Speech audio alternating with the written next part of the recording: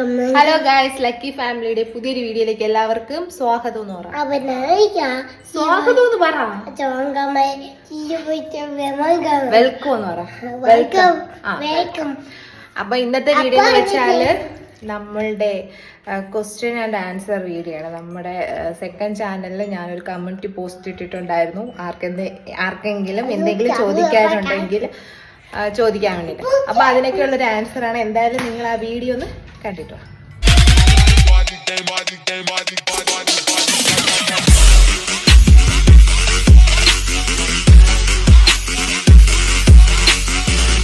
അപ്പോൾ കുറച്ച് നാളെ മുന്നേ ഞാനൊരു കമ്മ്യൂണിറ്റി പോസ്റ്റ് ഇട്ടിട്ടുണ്ടായിരുന്നു. നിക്കിമോളുടെ ഫോട്ടോ ഇട്ടിട്ട് ക്വസ്റ്റ്യൻ ആൻഡ് ആൻസർ വീഡിയോ ചെയ്യണോ, നിങ്ങൾക്ക് താല്പര്യമുണ്ടോ, ക്വസ്റ്റ്യങ്ങളൊക്കെ ചോദിക്കൂ എന്നൊക്കെ പറഞ്ഞിട്ട്.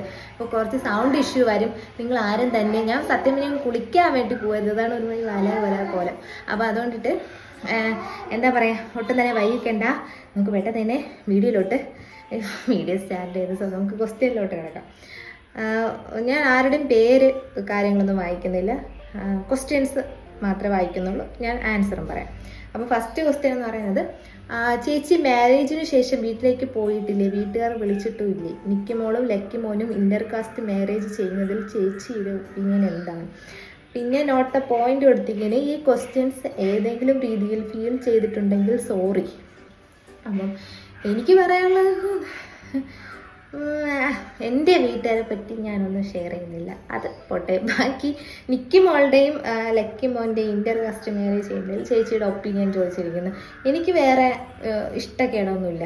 കാരണം ഞാനും അങ്ങനെ ഇഷ്ടപ്പെടുന്നവർ തമ്മിൽ കല്യാണം കഴിക്കട്ടെ, നന്നായിട്ട് ജീവിക്കട്ടെ, അത്രേ ഉള്ളൂ. ഞാൻ കുറച്ച് ഇമേജസ് ഒക്കെ കാണിക്കാം.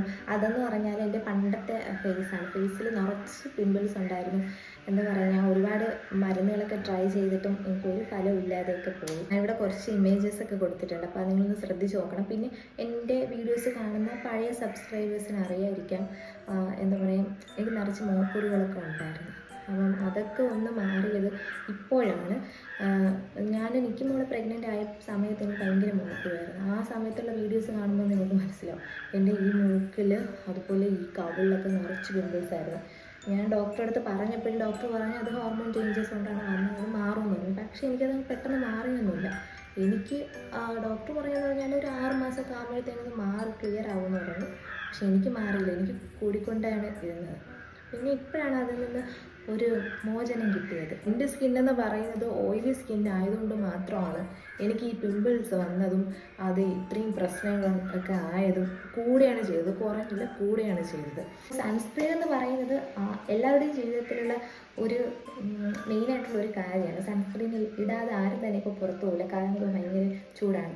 പിന്നെ ഓയിലി സ്കിന്നുകാർക്ക് സൺസ്ക്രീനൊക്കെ ഇടാൻ പേടിയായിരിക്കും, കാരണം ഈ മുഖക്കുരു വരുമെന്നുള്ള പേടി കൊണ്ടിട്ട്. ഈ സൺസ്ക്രീൻ ഇടാതെ പോയി കഴിഞ്ഞാൽ സൂര്യതാപവും അതുപോലെ ടാനും ഒക്കെ നമ്മുടെ ഫേസിലൊക്കെ വന്ന് ഫേസ് മൊത്തത്തിൽ തന്നെ ഇല്ലാണ്ടായി മാറും. അപ്പോൾ ഈ ഓയിലി സ്കിന്നുള്ളവർക്കാണെങ്കിൽ എണ്ണമയമില്ലാത്തതും ഈ സുഷിരങ്ങളൊക്കെ അടയാത്തതുമായിട്ടുള്ള ഒരു സൺസ്ക്രീൻ ഞാൻ നിങ്ങളെ പരിചയപ്പെടുത്തി തരാം. ഡോക്ടർ ഷെത്തിൻ്റെ ceramide and vitamin C oil free സൺസ്ക്രീനും ഡോക്ടർ ഷെത്തിൻ്റെ kesar and kojic acid oil free സൺസ്ക്രീനും.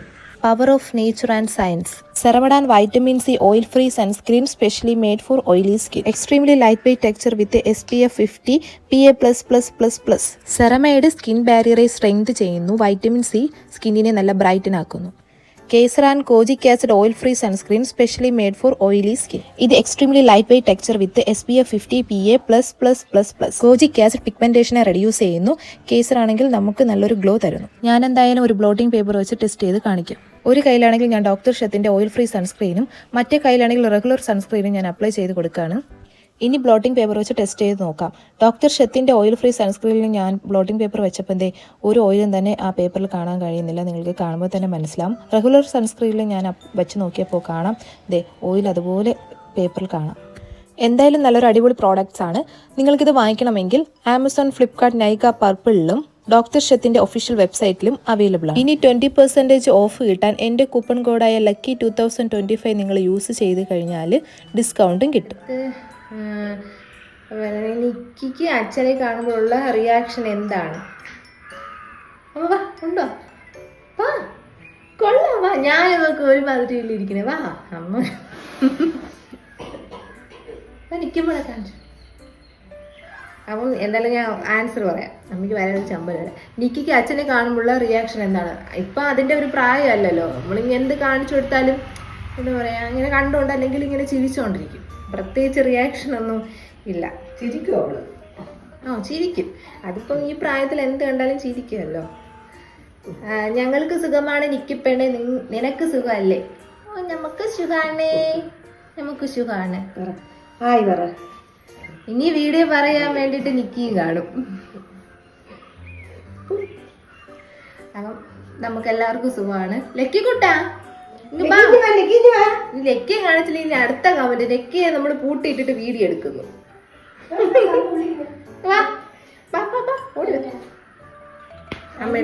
അമ്മ എടുത്ത് ഒരാളെ കാണിച്ചു തരാം. കണ്ടല്ലോ. ഹായ് പറ. മുറുക്ക് കഴിച്ചോണ്ടിരുന്നു, അതുകൊണ്ട് വീഡിയോ എടുക്കാന്ന് പറയുന്നത്. അത് ഞാൻ പരിപ്പ് പോണീരെ പുറത്താണ് സ്റ്റേഡിയം എടുത്തോണ്ട് പോയി. അത് വേണമെന്ന് അവിടെ ഇരുന്നാ. അതൊന്നും ഇല്ല മക്കളെ, അതൊന്നും അല്ല. ടോട്ടോ എവിടെ? ടോട്ടോ എവിടെ? അതെടുത്തിട്ട് വാ. പിന്നെ കിച്ചുവിന്റെ ഡാഡ് ജോബ് എന്താന്ന് ചോദിക്കുന്നത്. കിച്ചുവിന്റെ ഡാഡി മാത്രമല്ല, നമ്മളുടെ എല്ലാവരുടെയും ഡാഡിയാണ്. അച്ഛൻ ഈ തടിപ്പണിയാണ്. പിന്നെ കൃഷിയൊക്കെ ചെയ്യും. കുട്ടിയുടെ പേര് ആരാണ് സെലക്ട് ചെയ്തതെന്ന് ചോദിച്ചിരിക്കുന്നത്. ഇപ്പോൾ വീട്ടിൽ വിളിക്കുന്ന പേര് ലക്കി നിക്കി എന്നൊക്കെ ഇട്ടത് നമ്മുടെ ഹിച്ചു ആണ്. പിന്നെ ഇതളെന്നിട്ടത് ഞാനാണ്, ആശിക്കുന്നിട്ടതും ഞാനാണ്.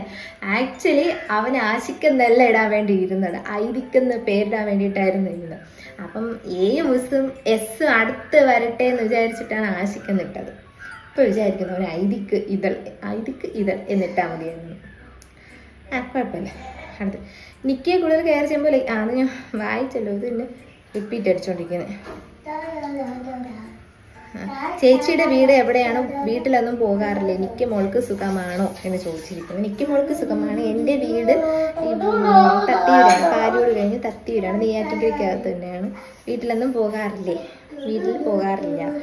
ചേച്ചി ചേട്ടൻ ആർമി ആയതുകൊണ്ട് പേടിയൊന്നുമില്ലേ? എൻ്റെ ഫിനാൻസ് ആർമിയാണ്, എനിക്ക് പേടിയുണ്ട് പ്ലീസ്. എൻ്റെ ഫിനാൻസ് എന്ന് എഴുതി. എൻ്റെ ഫ്രണ്ട് ആർമിയാണെന്നായിരിക്കും, അത് ഫിനാൻസ് എന്നൊക്കെ ആയിപ്പോയതാണ്. അപ്പം പേടിയെന്ന് പറഞ്ഞു കഴിഞ്ഞാൽ എല്ലാവർക്കും ഉള്ളതുപോലെ തന്നെയാണ്. പേടിയൊക്കെ ഉണ്ട്. എനിക്ക് മാത്രമല്ല, നമ്മുടെ ഫാമിലിയിലുള്ള എല്ലാവർക്കും. ചേട്ടാ ഇപ്പം അങ്ങനത്തെ ഒരു സ്ഥലത്താണ് ഇപ്പോൾ പോസ്റ്റിംഗ് ആയിട്ട് നിൽക്കുന്നത്, അതുകൊണ്ടിട്ട് എല്ലാവർക്കും ഒരു പേടിയുണ്ട്. പിന്നെ ഹായ് നിൽക്കുമ്പോളെന്ന് വെച്ചിട്ടുണ്ട്. ഇപ്പോൾ എത്രയായി? Love you മുത്തുമണികളെ. നിക്കി മോൾക്ക് ഇപ്പോൾ എത്ര? അതെന്നെ വീണ്ടും എല്ലാവരും അതിനെ ചോദിച്ചു കഴിഞ്ഞാൽ. നിക്കി മോളെ വന്നപ്പോൾ നെക്കിക്കുട്ടൻ എങ്ങനെയാണെന്ന് പറയാവോ? ഇപ്പം നിങ്ങൾ കണ്ടില്ലേ, ഇതൊക്കെ തന്നെ അവൻ്റെ കാര്യങ്ങൾ ചെയ്തുകൊണ്ട് നടക്കും. പിന്നെ അമ്മ ഒരു ഹായ് പറയുമെന്ന് ചോദിച്ചു കഴിഞ്ഞാൽ അമ്മ നിക്കി മോളെ എടുത്തുകൊണ്ട് പോയില്ലെങ്കിൽ ഹായ് പറയിപ്പിക്കാണ്. ഇത്രയും നാളായിട്ട് ഇതുവരെ ചേച്ചിയുടെ വീട്ടുകാർ കാണാനോ സംസാരിക്കാനോ വന്നിട്ടില്ലേ? പിന്നെ നോട്ട് ദ പോയിന്റ് ഇല്ല, കാര്യങ്ങൾ നിങ്ങൾ ഞങ്ങളോട് ഷെയർ ചെയ്യാറുണ്ട്, അതുകൊണ്ട് ചോദിച്ചെന്നേ ഉള്ളൂ. ഏതെങ്കിലും ഒരു അർത്ഥത്തിൽ വിഷമം തോന്നിയെങ്കിൽ സോറി എന്ന് പറഞ്ഞു. എനിക്ക് വിഷമമൊന്നുമില്ല, കുഴപ്പമില്ല. അത് എനിക്ക് മോൾ വന്നപ്പോൾ ലക്കിയിലുണ്ടായ മാറ്റം എന്താണ് ചേച്ചി? അവനെന്തോന്ന്, അവന് പ്രത്യേകിച്ച് മാറ്റമൊന്നുമില്ല. അവന് കുറച്ചുകൂടെ കളിക്കാനൊക്കെ ഒരു സ്വാതന്ത്ര്യം കിട്ടിയ പോലെ. ഇപ്പം ഇവളെ നമ്മളെടുത്തോണ്ട് ഇങ്ങനെ മാറി നിൽക്കുമ്പോൾ ഇവ ആ കണ്ണ് തിരിച്ച്, അതായത് ഫ്രണ്ട് ഡോർ അടച്ചിട്ടിട്ട് ഇവനകത്താക്കി നമ്മൾ ഇട്ടിരിക്കും. അപ്പം അവൾ കരയുമ്പോൾ നമ്മൾ അവളെടുത്ത് പോകുമ്പം അവൻ ഈ ബാക്ക് വശത്തുള്ള വാതിൽ തുറന്ന് അപ്പം അങ്ങ് പോകും. അങ്ങനെയൊക്കെയാണ്. എല്ലാവർക്കും സുഖമാണോ? സുഖം. നിങ്ങളുടെ മാരേജ് സമയത്ത് ഫാമിലി ഇഷ്യൂസ് ഉണ്ടായിരുന്നു? പിന്നെ എല്ലായിടത്തും നടക്കുന്ന പോലെയൊക്കെ ഉണ്ടായിരുന്നു എന്നും പറഞ്ഞ് അത് അപ്പോഴും തന്നെ ക്ലോസ് ആയി. നമ്മുടെ കല്യാണം കഴിഞ്ഞു, രജിസ്റ്റർ മാരേജ് കഴിഞ്ഞു, അതോടെ തീർന്നു. പിന്നെ നിക്കി ഫേസ് ഡാഡി, അതെല്ലാവരും പറയാം. ലക്കി നിക്കിയൊക്കെ ചേട്ടനെ പോലെയാണ്, എന്നെ പോലെ അല്ല. എന്നെ പോലെ ആവാത്തതിൽ എനിക്ക് ചെറിയൊരു വിഷമോ കുശുമ്പത്തനും ഉണ്ട്. ചേച്ചിക്ക് സുഖമല്ലേ? സുഖമാണ്. ചേച്ചിക്ക് ഏട്ടൻ്റെ വീട്ടിൽ വന്നപ്പോൾ എങ്ങനെയായിരുന്നു ആദ്യം? ഓക്കെ, എനിക്കെന്ന് പറഞ്ഞാൽ നമുക്ക് ഒരു വീട്ടിൽ കയറി പോകുമ്പോൾ പ്രത്യേകിച്ച് ഒളിച്ചോടി പോകുന്ന ആ ഒരു വീട്ടിലാണെങ്കിൽ നമുക്ക് ആരെപ്പറ്റിയും ഒന്നും അറിയില്ല. ഞാനിവിടെ വന്ന് എല്ലാവരും മനസ്സിലാക്കി. അങ്ങനെ എന്താ പറയുക, ഇങ്ങനെ ഒരു ഫാമിലിയെ കെട്ടിപ്പടുത്ത് ഉയർത്തി അങ്ങനെ തീർത്തു. അത്രേ ഉള്ളൂ. സന്തോഷം. ഇപ്പോഴും ആ ക്രെഡിറ്റ് എനിക്കാണ്. പിന്നെ ചേച്ചിയുടെ ഫാമിലി എപ്പോഴെങ്കിലും വന്നിട്ടുണ്ടോ, കോണ്ടാക്ട് ചെയ്തിട്ടുണ്ടോ? അപ്പോൾ എന്തെങ്കിലും ഞാനിങ്ങനെ ഒരു കാര്യം നിങ്ങളോട് പറയണമല്ലോ. നമ്മൾ കോണ്ടാക്റ്റ് ഒക്കെ ചെയ്തിട്ടുണ്ട്, കാണുമ്പോൾ മിണ്ടും, വേറെ വിഷയമൊന്നുമില്ല. പക്ഷെ അങ്ങോട്ടും ഇങ്ങോട്ടും പോകില്ല, അത്രയേ ഉള്ളൂ. ചേട്ടൻ എവിടെയാണ് ജോലി? നിങ്ങളുടെ വീട് എവിടെയാണ്? ചേട്ടനും ചേച്ചിക്ക് എത്ര വയസ്സുണ്ട്? Please answer me. ചേട്ടൻ എവിടെ? ചേട്ടന് ജമ്മുവിലാണ് ജോലി. പിന്നെ ജമ്മു അല്ല, കുറച്ച് ടോപ്പിലായിട്ട് വരും സ്ഥലം. ആ സ്ഥലം ഒന്നും ഷെയർ ചെയ്യാൻ പാടില്ല, അതുകൊണ്ടിട്ടാണ് ഞാൻ പറയാത്തതെങ്കിലും ജമ്മു കാശ്മീർ. നിങ്ങളുടെ വീട് എവിടെയാണ്? ഞങ്ങളുടെ വീട് നെയ്യാറ്റിൻകര. ഞാൻ സ്പീഡ് പറയുന്നത് എന്തുകൊണ്ടെന്ന് വെച്ചാൽ അവൾ ഇച്ചിരി പിണങ്ങി നിൽക്കണം, അതുകൊണ്ടിട്ട്. ചേട്ടനും ചേച്ചിക്ക് എത്ര? എനിക്ക് 26 വയസ്സുണ്ട്, ചേട്ടന് 29 വയസ്സുണ്ട്. അടുത്ത ലക്കിക്ക് കുശുമ്പ് വന്ന് തുടങ്ങി. അവന് കുശുമ്പ് അങ്ങനെയൊന്നുമില്ല കേട്ടോ. അവനെന്ന് പറഞ്ഞാൽ എന്തോ പറയാം, ഒരു കുശുമ്പത്തിനല്ല, അവൻ്റെ കാര്യങ്ങൾ അങ്ങ് ചെയ്യും. പിന്നെ ഇടയ്ക്ക് വന്ന് നോക്കും. എൻ്റെ ബേബി, അവൻ്റെ എന്ന് വെച്ചാൽ നമ്മുടെ ബേബിയാണ്. ഇപ്പം ഞാൻ എൻ്റെ വാവയെന്ന് പറഞ്ഞു കഴിഞ്ഞാൽ അവ ഉടനെ എൻ്റെ ബേബി എന്നങ്ങനെ പറയും. ബേബി ഭയങ്കര ഇഷ്ടമാണ്. പിന്നെ ചേച്ചിയുടെ വീട്ടിൽ നിന്ന് നിൽക്കുമ്പോളെ ഉണ്ടായപ്പോൾ കാണാൻ വന്നില്ലയോ? ഇല്ല. പിന്നെ ചേച്ചിയുടെ ഡ്രീം എന്താ ഇനി അനിയൻ്റെ മാരേജ് എന്ന്? എൻ്റെ ഡ്രീം എന്ന് പറഞ്ഞു കഴിഞ്ഞാൽ പകുതിയിൽ കൂടുതലും ഡ്രീമുകളൊക്കെ നടന്നു കഴിഞ്ഞു. ഇനി കിച്ചിൻ്റെ കല്യാണം ഒന്നെങ്കിൽ ഓണം ആ ഒരു ടൈം എന്തായാലും ചേട്ടൻ്റെ ലീവ് നോക്കിയിട്ടായിരിക്കും, ഓണത്തിനോ അല്ലെങ്കിൽ ക്രിസ്മസ് അടുപ്പിച്ചോ അങ്ങനെയെങ്കിലും ആയിരിക്കും. ചേട്ടൻ്റെ വരുന്ന ആ ലീവ് നോക്കിയിട്ടായിരിക്കും മാരേജ്. ലിക്കി മോള് വന്നതിന് ശേഷം നമ്മളുടെ വീട്ടിൽ 6 പാത്രത്തിൽ ചോറ് കോരിയ അമ്മ ഇനി 7ാമത്തെ പാത്രത്തിൽ ചോറ് കോരുമ്പോൾ അടുത്ത അനുവും കൂടെ വരുമ്പോൾ 8ാമത്തെ പാത്രം. അങ്ങനെ പാത്രങ്ങളുടെ എണ്ണം കൂടി പോയി നമ്മുടെ ഫാമിലി വലിയൊരു ബിഗ് ഫാമിലി ആവാം. അത്രയൊക്കെ ഉള്ളൂ. പിന്നെ അവൾ വന്നെന്ന് പറഞ്ഞാൽ സമയം നമുക്കൊന്നിനും സമയമില്ലാത്ത പോലെ ഫീൽ ചെയ്യുന്നുണ്ട്. പെട്ടെന്ന് സമയം പോകും.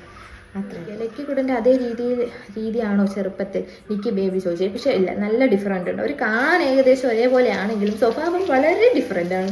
എന്ന് വെച്ചാൽ അവൻ്റെ സ്വഭാവം എന്ന് പറഞ്ഞു കഴിഞ്ഞാൽ പെട്ടെന്ന് കരഞ്ഞ് ബഹളം വെച്ച് വാശി പിടിച്ച്, അത് ഇപ്പോഴും അങ്ങനെ തന്നെ, ഒരു മാറ്റവും ഇല്ല അവനെപ്പറ്റി. പക്ഷെ ഇവളെന്ന് പറയാൻ ഭയങ്കര കാമാണ്, വലിയ ബഹളവും കരച്ചിലൊന്നുമില്ല. അങ്ങനെ ഒരിടത്ത് കിടത്തിയാൽ അവിടെ കിടന്നോളൂ. അവനാണെങ്കിൽ കിടക്കത്തൊന്നുമില്ല, നമ്മൾ എപ്പോഴും എടുത്ത് ഇങ്ങനെ വെച്ചുകൊണ്ടിരിക്കണം. നിക്കി മോളുടെ ഫുൾ നെയിം ഇതളെന്നാണ്. പിന്നെ നിക്കിയെ കൂടുതൽ കെയർ ചെയ്യുമ്പോൾ ലക്കിക്ക് സങ്കടം വരാറുണ്ടോ? സത്യം പറയാലോ, നിങ്ങൾ എല്ലാവരും കമൻറ്റ് ഇട്ടിട്ടുണ്ട് ലക്കിക്ക് ഇത് സങ്കടം. അവൻ അങ്ങനെ സങ്കടമൊന്നുമില്ല, അവൻ നമ്മളെ കൂടെ ഇരിക്കും. പിന്നെയെന്ന് വെച്ചാൽ അവൻ വീഡിയോ എടുക്കാനൊന്നും വരില്ല. കുഞ്ഞെന്ന് പറഞ്ഞു കഴിഞ്ഞാൽ എന്താണെന്ന് പറയാം, അവനും എന്തെങ്കിലും JCB കളിക്കണം, അല്ലെങ്കിൽ അവൻ്റെ വല്ല കളിപ്പാട്ട് എടുത്ത് വെച്ച് കളിക്കും. അങ്ങനെ എന്തെങ്കിലും അവൻ ചെയ്തുകൊണ്ടിരിക്കും. നമ്മളിവിടെ പിടിച്ചിരുത്തിയ അങ്ങനെ ഇരിക്കുന്ന പ്രായമല്ലല്ലോ.